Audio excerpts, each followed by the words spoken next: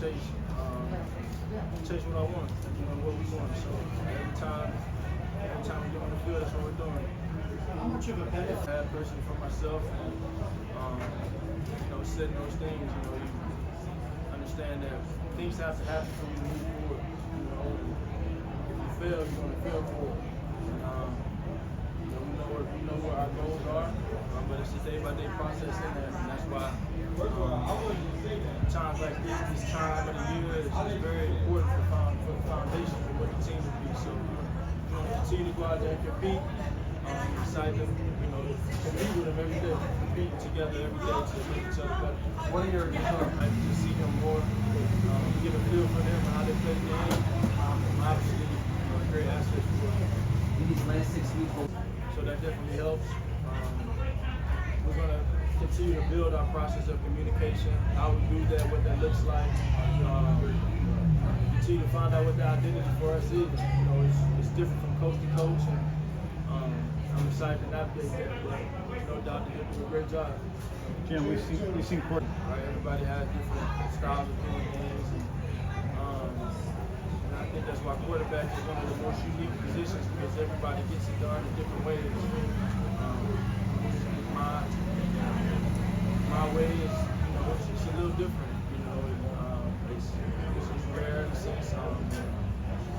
Regardless, I always talk about just want to find a way to get it done, and we have great players on the team. We all play well together, so we just want to continue to do that. You're going to see Penny in with the ones, you're going to see DeAndre, you're going to see Trey Sermon in with the ones, you're going to see him in with the twos, and you're going to see him in with the threes. So there's no set with it because the way they just all need to get reps, and we don't care where those are happening. They all need to get reps, and they all will get reps with different groups. I wouldn't look too much into who's with the ones, who's with the twos, who's with the threes, because they'll all be mixing in to make sure they're getting reps. What about right now? Start with Cam right there, but that's where we'll start today, and we'll see how that plays out. And then we got some good options there as well, and so looking forward to seeing how that battle plays itself out as well. But Cam will start out there today. Yeah, I think obviously we have experience with Dennis. We drafted Dennis here in Philadelphia, and we know what kind of person he is. We know what kind of work ethic we have, and we know what kind of player he is still. Just by watching his tape, obviously we followed his career for a long time, starting in college at Purdue, and we're always looking for offensive line depth. We're always looking for guys that can come in and have versatility, play a bunch of positions, and for us, it just made a lot of sense to bring him back, and excited that he's here. Yeah, the way. And we're still tweaking some things on that as well, but just that's a little bit of fluid with the schedule. So there could be a time where we had one in there, but it was really how the way the preseason games fell at the end of the week is just why it kind of ended up that way. Hey, Nick. It's not offensively it's a lot more simple, right? We're running the same offense we've been running for the last 2 years. It's just a different guy that's calling the plays. And when you look at how we game plan and all those different things, the only guy that's not in that room game planning that we were last year is Shane. But like I said, when we game plan, first everything has to come through me to game plan, right? First and foremost, and then from there, it's Kevin giving some ideas. It was Shane giving some ideas. It was Brian giving some ideas. It was Alex Tandy giving some ideas. So really, all that you've done is exchange Marcus, Brady, and Shane. And Marcus was really there at the end of the year as it was. Defense obviously is a little different. It's just getting on the same page as far as all my expectations for how I want to handle different situations and different things. But while also letting Sean's the defensive coordinator. That's why we hired him to do that job. But it's just getting on the same page of the things that I do have expectations for, as far as requirements and some different things for the defense and how we want some things to look, and some situational things and otherwise. So that's just the reps, right? That's just reps going through it, and reps for coaches don't have to happen just on the field. They happen in the meeting room, and you can be tireless worker in the meeting room and get on the same page that way. As far as Marcus, being an assistant, again, with losing some guys on the staff, I think if we felt that it could head that way last year, so we wanted to get guys in here that we knew were great coaches, and to have in the pipeline. And that's the same thing. In case we lost the guy, and Marcus was able to step into Alex Tanny's role, and Alex Tanny was able to step into Brian's role, and Brian was able to step into Shane's role. And so that's why you do that. And then with Coach Patricia, he's been an excellent resource for me. And you bring guys like that in to do that, just that, be resources for you, be resources for the defense coordinator. He's got a ton of experience. It's nice to have a former head coach on the staff that I'm able to bounce some things off of some different things. And like I said, awesome resource, comes from so many good coaching, a great coaching tree. Always been fascinated by that coaching tree and how I can pick the brain of that, and so I can continue to get better as a coach, and ultimately us get better as a team. How are you? And for our situation and the messaging that starts with coach is about, this is a different year, and we got to do everything we possibly can to maximize this team, this moment. Whatever we've done in the past doesn't matter. It's what we do going forward. And so from a roster building standpoint, from a personnel building standpoint, we can't just rely on what's happened to other teams who've lost the Super Bowl. We have to do what we think is in the best interest to reset, start over, and put us in the best possible position. And I think that's the mindset. And that's the mindset from our coaching staff, from our players, is that none of what we've done in the past matters. None of what anyone else has done in the past matters. We got to start from scratch and keep our process in place and give us the best possible opportunity to have a good season. Win 2 games unless you win 1. So our goal is to get better today and prep to get ready for our first game against New England. That's it, right? And we'll take those things day by day of how we do those, how we go about our process. But you do want to look at why, right? And so you want to look at why. There's a lot of different analytical studies that you want to do, all right, to why teams win first games, why teams win Thursday night games, why teams don't repeat success from coming back from the Super Bowl. So you look at some of the common denominators of some teams that have struggled coming out of winning or losing a Super Bowl, and you put those together, and you get answers, right? You get answers of what the common denominator. Not maybe you don't get it always completely. This is exactly what it is, because it's never black and white. There's some gray to it, and so we have thoughts of, hey, these are things that why teams may take a step back after that, based off of our studies there. But again, our goal and our mission right now is to go out there and crush this practice today, and get ready to win 1 game, so we can hopefully You want to share any of those? than college football. And so there's any position is going to have a major learning curve, and that's our job as coaches, to try to make that as fast as possible, right, and get the guys ready to play as fast as possible. But any position has a major curve in learning. Both of our off-ball linebackers last year played really well. It's a credit to them and how well they played, and the guys are playing really well. Coach will say all the time, you don't make changes for change's sake, and so I don't think it was anything that Nicobe did as opposed to kind of what those guys were doing, and we have high expectations for Nicobe, but no higher than the expectations he has for himself. It didn't matter if he had thrown for 0 yards or the amount of yards he had right now. That's just what always been our thought process and our process of how we run the quarterback, how we want him to protect himself. So, we'd still talk about it. We talked about it, but it would have been malpractice on my part if I didn't do that when he was, the starter, going into the 2021 season. So we like to look at our process and everything that we do, and not just be reactionary to well, Jalen's making a lot of money now. Sure, that, but we feel like we've been doing that the past 2 years of protecting him and him knowing how to protect himself.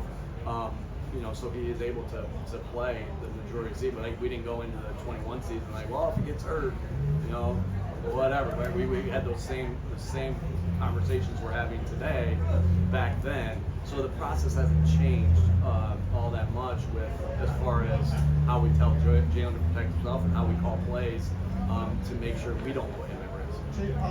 I don't necessarily know that it was by design that we didn't have a ton of guys at those positions, other than we have a lot of faith in the people who are here.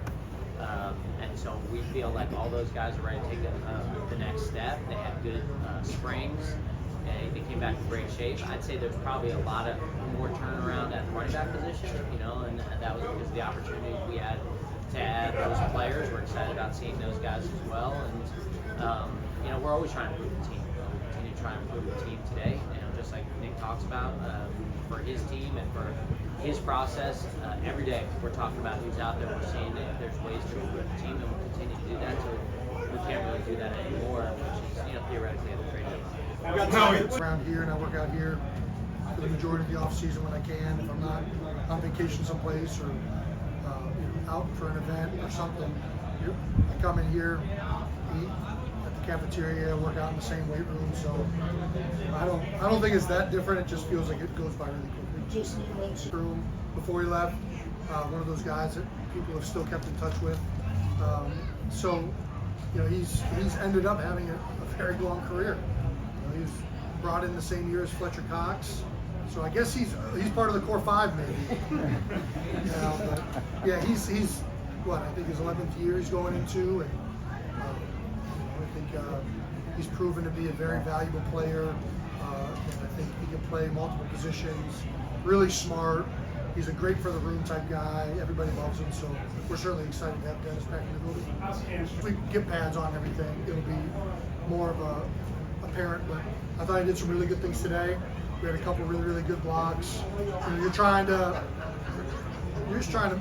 iron out everything together and be on the same page.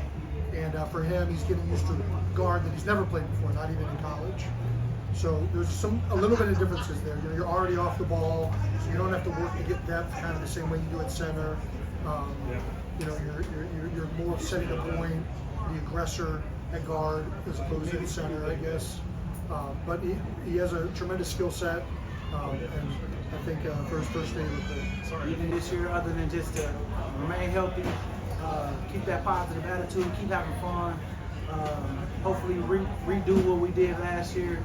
Not thinking about last year, but just keeping that same mentality of one day, because we was building something and we continue to keep building even through the storm that we went through the last game. So I know for me, I still got that chip on my shoulder. I want to go out there and prove myself every day that we belong in this league, and still that we gonna do all we can to make sure we win in this league too. So at the end of the day, I just love that he coming in with a worker's mentality and want to learn. And he tell me some things he know, and he's willing to learn and willing to soak in all the stuff that we're trying to teach him. So I mean, we headed in the right direction with that. And man, like I said, I just want to serve them boys, man. I want to see them win. It's cool that they got other Georgia Bulldogs with them, so it's a level of comfort for them out there because they got people that they know and that they're familiar with. So I think it's gonna be a great year for all of them, because them boys they came in ready to work, and from what it sounded like they coached back in Georgia, it was harder than what we do now. Not saying that that's a good or bad thing. I'm just saying the boys work, so they know how to work. I say that. What you think is to get in to learn, learn the defense, learning how to practice as a pro, learning, just the new environment of being around, having to deal with a lot of media, and let go of the distractions. But overall, he's gonna be a really good player. You see the growth from the jump from the first year to the second year, and it's really good to see. He's healthy. I think last year he started to ramp up when he got hurt, and as a rookie, I think that kind of affected him. He was out for an amount of time, and got back into the groove of things, and now he's healthy and he's flying around, and you can feel his presence. Making sure I'm making the right decision for myself, and make sure it's where I wanted to be, where I was wanted, and I think I made the right decision to come back, and hey, I'm here for 12 years, and enjoy it. Obviously, he come back, he know what to expect. I watched him run a conditioning test. He did a great job. I don't think he was gassed at one bit. Flew around in individuals day, flew around in practice. The reps he did take, which today was a short day. But I'm looking forward to seeing him just continue to grow in his conditioning, taking care of himself. Came back, his weight was great. So I'm excited for him. What do you remember? and that's the biggest thing. Get used to hearing that voice, the new voice. Obviously, I heard TJ voice for years, so get used to hearing Jacoby. He's a little more soft-spoken, so you got to kind of pay attention to get used to it. Fletch, what do you know? It was rough. And we're 4-12, so I think that's probably one of the worst things that you can get as a rookie coming in. But just for Jordan, just attack each day, find one thing every day and get better. And I think that's what's going to help him. He's obviously getting some rep right now with the second group, and some guys that's in that second group that's been playing for a while, so he get a chance to get up to speed. But got a little bit during the spring, so he got familiar with it and really had a good day today. But Kelsey's helping him along, Coach Stouts is coaching him up, so he's a tremendous athlete. So that helps a lot in the learning curve. So had the surgery in February on both groins, and after the first initial weeks, I was up working out and got cleared a few months later. So really feeling good. But one thing I like about the film room that he's done differently from other coaches is that when we go back and watch film, he'll put the player or the number of the player that might have messed up, or if the coaches might have made a bad call, he'll put the coach's name up there. So from that aspect, it makes everybody accountable and holds everybody to the same standard.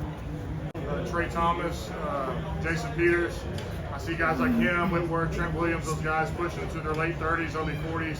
That's my motivation. I remember when I came in my rookie year, JP's 32, 33, and I see how he's first in every drill, how he's running from drill to drill.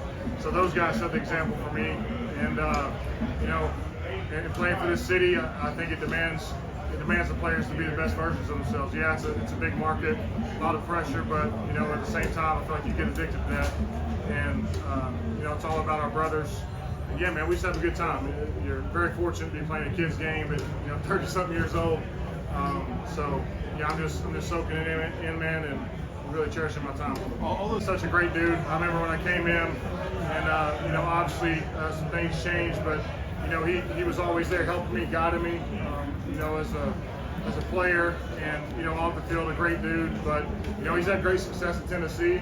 He's had success at Green Bay, and you don't play this long or have this long a career unless you have a lot of ability and what you can offer to a team. So glad to have him back.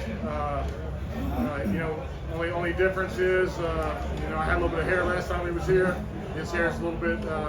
He's got a different haircut, but other than that, a lot of similarities.